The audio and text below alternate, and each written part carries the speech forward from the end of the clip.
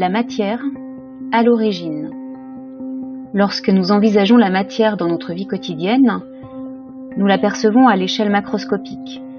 Par exemple, voilà ce que nous voyons quand nous observons un clou en fer. En utilisant un microscope à effet tunnel, voilà comment nous pourrions observer ce clou.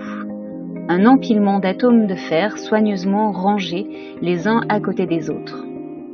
Chaque atome est lui-même composé de particules plus petites, des protons et des neutrons par exemple dans le noyau, et des électrons qui gravitent de manière aléatoire autour de ce noyau.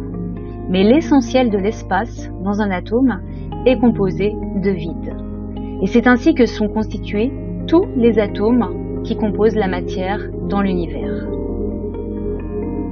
La matière est née au moment du Big Bang, il y a presque 14 milliards d'années.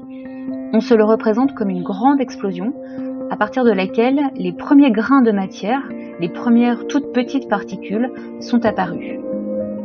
Ainsi, un proton a commencé à s'associer avec un électron pour former de l'hydrogène. Deux protons se sont associés avec deux électrons et des neutrons pour former de l'hélium.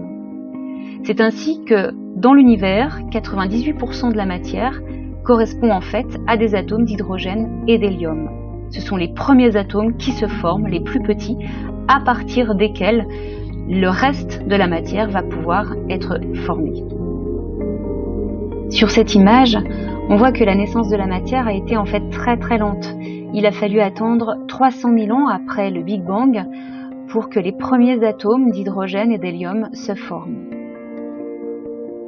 Et nous voilà, nous, tout petits, dans ce point jaune, sur Terre, une planète du système solaire, lui-même perdu, dans cette grande galaxie qui est la nôtre, la Voie lactée.